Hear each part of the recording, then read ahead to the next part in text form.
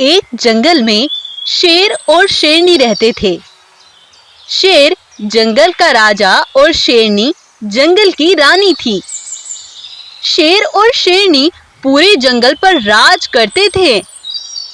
शेर की एक दोस्त थी जिसका नाम था लोमड़ी। लोमड़ी बहुत चालाक थी। वो हाथी से बहुत चिढ़ती थी।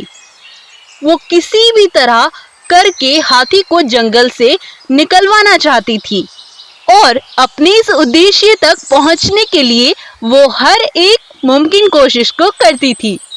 फिर एक बार शेर लोमड़ी से कहने लगा, सुनो लोमड़ी, आज तुम पूरे जंगल में घूमकर निगरानी करो कि कौन कौन जानवर मेरी तारीफ करता है और कौन मेरी बुराई, मुझे भी तो पता चले।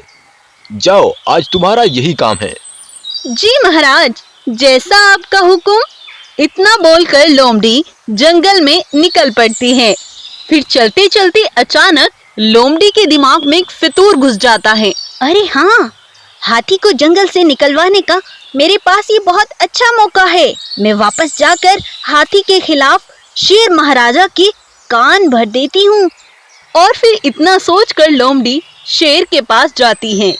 शेर लोमड़ी को देखकर, अरे, तुम इतनी जल्दी वापस आ गई? हाँ महाराज, मैंने जंगल में जाकर सभी जानवरों की बातें सुनी।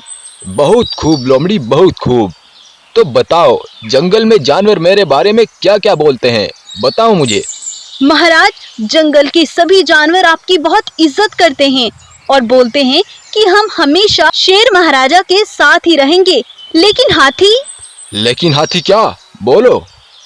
महाराज, मुझे ये बताते हुए बहुत अफसोस हो रहा है कि हाथी आपसे बहुत चिढ़ता है।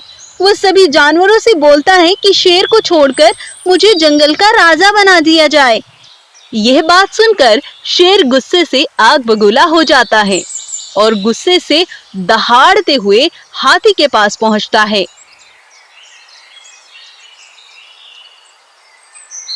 अपनी ये जुबान बंद रखो और यहाँ से दफा हो जाओ। शेर हाथी पर बहुत गुस्सा होकर हाथी को एक पिंजरे में बंद करवा देता है। लेकिन बेचारा हाथी कुछ समझ ही नहीं पाता कि आखिर ये सब क्या हो रहा है। फिर अगले दिन शेर शिकार के लिए निकलता है। कुछ ही दूर चलकर शेर को एक भेड़ दिखाई देती है।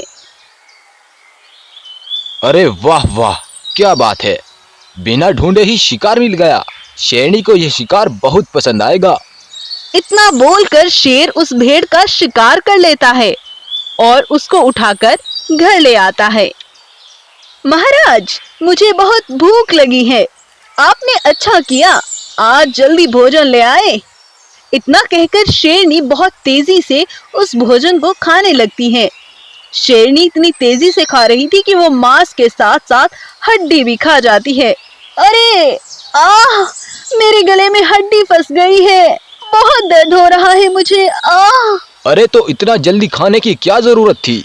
अब बोलने से अच्छा है कि आप किसी हकीम को ही बुला लाएं। मुझे बहुत दर्द हो रहा है, मेरा गला दुख रहा है। आह! फिर शेर हकीम भालू को बुलाकर लाता है।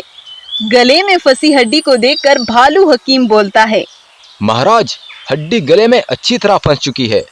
इसको तो अब हाथी अपनी सूंड से खींचकर निकाल सकता है, वो मनुष्य हाथी। लेकिन कोई नहीं, अभी हमें उसकी जरूरत है। जाओ, लेकर आओ उसको। फिर हाथी वहां पहुंच जाता है और अपनी सूंड से फंसी हड्डी को निकाल देता है। हाथी भाई, तुम्हारा बहुत शुक्रिया। अब मुझे अच्छे से सांस आया है। हाँ, मैं तुम्हारी बहुत शुक्रगुजार हूँ। बस बस, चुप रहो। और हकीम भालू, तुम हाथी को दोबारा वहीं बंद कर दो, जाओ।